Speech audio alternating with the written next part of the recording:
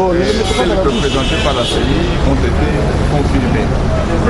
Il y a sur 24 000 candidats aux élections provinciales, il y a autour de 700 doublons, c'est-à-dire à peu près 3%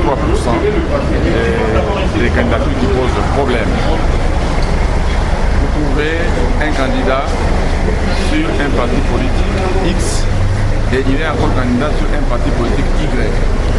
Un autre candidat qui est dans la province A, il est encore suppléant sur un autre parti politique de la province B. Donc nous avons confirmé qu'il y avait des doublons.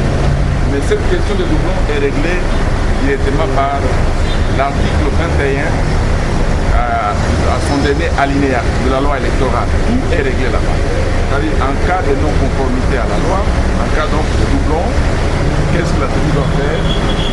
La loi prévoit que la CENI retourne cette liste contestée aux candidats, aux mandataires ou aux partis politiques et pour trouver une solution en ayant 10 jours. C'est ainsi que nous avons posé la question à la CENI. Les 10 jours vont s'accueillir à partir de quand? Donc, pour résumer, nous avons confirmé qu'il y a eu des doublons pour certains partis politiques. En tout cas, pour mon parti politique, il n'y a pas eu de doublons. Pour certains partis politiques, il y a des doublons. Il faut les corriger à partir des dispositions de l'article 21 de la loi électorale à son dernier alinéa, c'est-à-dire retourner la liste au parti politique pour aux mandataires concernés pour qu'on puisse trouver une solution. Soit, si ces deux partis politiques qui vont se mettre d'accord, les candidats appartiennent à quel parti politique? On corrige et cela doit se faire en ayant 10 jours. Voilà ce que nous avons dit avec les collègues de l'opposition. La CENI nous a promis de trouver une réponse appropriée quant à ça. Alors cette affaire de doublons a retardé la publication des listes provisoires qui a été prévue dernièrement. Qu'est-ce que vous pensez pour la suite du calendrier électoral et surtout son respect?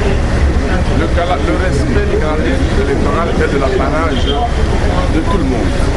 Les acteurs politiques, les partis prenants donc, et de la CENI. S'il y a un report d'un jour, si on devait publier ça aujourd'hui ou après-demain, ça ne pose pas de problème. L'essentiel est qu'on puisse faire des choses conformes à toutes les dispositions légales, des choses qui sont correctes et acceptées par les partis politiques. Donc je crois qu'il n'y a pas de problème. Ici là, la CENI va corriger les 3% des cas de doublons et en fait, compte, on va publier la liste provisoire des candidats députés aux élections provinciales. Notre plateforme de Front populaire, parce que comme nous avons soulevé dans la salle avec les amis de la majorité, l'opposition n'ayant pas un porte-parole, ça pose des problèmes avec les différents courants que nous avons de l'opposition.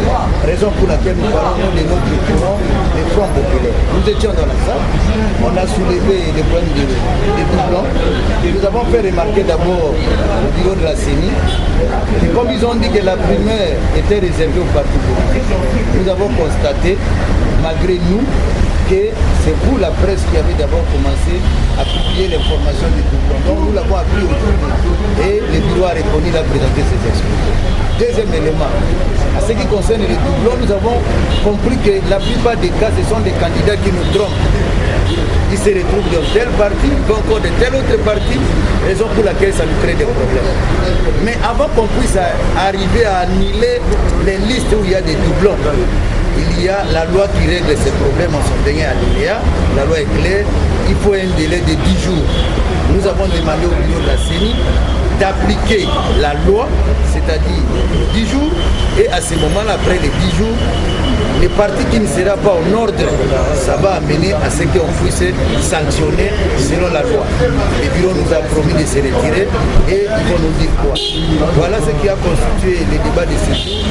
Il s'est passé dans la sérénité entre majorité et opposition. Et malgré que la majorité a soulevé des problèmes, ils sont à 16. Nous devons aussi être à 16. Et les problèmes de l'opposition avec les différents courants, on va voir comment les représenter pour que tout le monde de l'opposition puisse se retrouver dans ces débats de la CENI. La question de l'environnement au niveau majeur. Normalement, le niveau majeur, ça se retrouve dans notre mémorandum. Il vous souviendra que l'opposition a déposé un mémo, et dans ce mémo, il y a ces problèmes, et nous continuons à insister. Nous voulons que ces problèmes puissent trouver gain de cause, c'est-à-dire on doit les enrôler. Et c'est ça notre combat. Le bureau nous a promis, autour du président de la CENI, on va se retrouver pour parler des questions qui concernent les mémorandums de l'opposition. Na lingala tokoki koloba boye tosanganaki lelo mpo bandeko ya biro ya seni babiangaki biso mpona koyeba makambo etali doublon bato bazoyoka doublon elingi ndeko atie kombo na parti tel parti mpe akei su kotia na parti mosusu toza mpe na bandeko mosusu omona ye moko na meme circonscription atie kombo na ye bisika mibale mosusu azali atie kote osuppléant ake na province mosusu ake otia na numero ya liboso yango makambo manso wana tolobelaki yango na biro ya seni toyebisi bango ke esengelaki bayebisa biso malamu me mikanda oyo esalemi na makambo ya kokonserne élection na article nango elobi clairement il faut kopesa na bato mikolo zomi mpo baya kotala to korige yango na nsima ya mikolo zomi soki esalemi malamu te esika oyo badoublon ezali a ce moment là nde bakoanile baliste wana na yango tozali koyebisa na biro ya seni aappliquer loi c'est-à-dire asala 10 jours mpe après bao bakomi conforme nango te bakoanile baliste tosengi na bandeko ya majorité na opposition na bandeko opposition yebike badoublon ezali biso tokozwa baliste mpona totala banani baza nango bongo tokoyebisa bandeko na bareunion opposition oyo esalema na ndenge elokobali. Écoutez, il y avait une question qui se posait au sujet des doublons dans les dépôts de listes. C'est une question sur laquelle nous avons rappelé comme opposition qu'il fallait respecter la loi, l'article 21 de la loi électorale, qui prévoit qu'en pareil cas, la CENI envoie une lettre aux partis qui sont concernés par ces doublons et ceux-ci rectifient dans les 10 jours. Nous avons insisté auprès de la CENI que ce qui nous préoccupe comme opposition, c'est la question liée à la gouvernance générale du processus électoral. Vous aurez remarqué que le délai qui était fixé par la CENI pour publier les listes provisoires a enclenché ensuite le contentieux des listes pour avoir les listes définitives et sécuriser le chemin qui doit nous mener aux élections en octobre et empêcher ainsi le glissement n'a pas été observé. Donc nous restons préoccupés sur cette question, à savoir nous réunir en paritaire avec la majorité pour traiter de la question de la gouvernance générale du cycle électoral. La CENI nous a donné des garanties quant à ce. Nous attendons qu'une prochaine réunion se rassemble ici, se tienne autour de ces questions liées à la gouvernance, c'est-à-dire l'enrôlement de nouveaux majeurs, le respect des scrutins tels que prévu dans le calendrier, le report des élections locales, mais aussi le financement du cycle électoral. Ces questions sont les plus importantes pour lesquelles nous, comme opposition, attendons aujourd'hui des discussions sereines avec la CENI pour sauver la République et préserver la paix et la sécurité de notre pays. Peut-on croire que le calendrier actuel électoral global est suspendu? Ce calendrier est complètement dépassé. Il vous souviendra que la loi sur la répartition des sièges pour les élections locales devait être promulguée en date du 20 et que si nous partons dans le cadre du calendrier actuel, c'est-à-dire que les élections combinées locales et provinciales, vous savez très bien que compte tenu des délais aujourd'hui largement dépassés, nous ne saurons pas tenir ceci. C'est pourquoi il est important, impérieux, que la question politique principale aujourd'hui soit abordée en toute sérénité autour de l'autorité organisatrice des élections, c'est-à-dire la CENI, autour de la question de la gouvernance électorale. Et donc nous attendons la CENI là-dessus. Le calendrier électoral global non glissant se porte bien. Vous venez d'assister à une réunion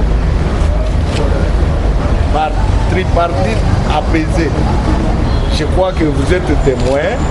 Ça démontre que l'Assemblée plénière de la CENI mène les choses de la manière la plus professionnelle. Vous avez été informé. D'ailleurs, vous vous disputez maintenant la primaire parce qu'ils estiment que le problème des doublons a été porté à la connaissance de la presse alors que vous vous fuyez par rapport aux acteurs politiques. Nous venons d'avoir les avis et considérations des uns et des autres. Comme ça vous a été déjà annoncé, l'Assemblée plénière se retire pour décider en toute responsabilité sur cette question des doublons. Et d'ici là, publie les listes définitives dès que cette petite différence sera vidée. La conséquence sur le calendrier électoral, vous comptez toujours avoir des réformes. Regardez bien notre calendrier là. La dernière date pour cette période d'inscription des candidats allait jusque, je crois, le 25 juillet. Nous sommes aujourd'hui le 22 juin. Laissez-nous faire les choses, nous sommes encore dans de bonnes dates. Mais je ne dis pas que si d'autres contraintes majeures peuvent ne pas influer sur le calendrier, ça c'est à voir et nous vous dirons au moment opportun.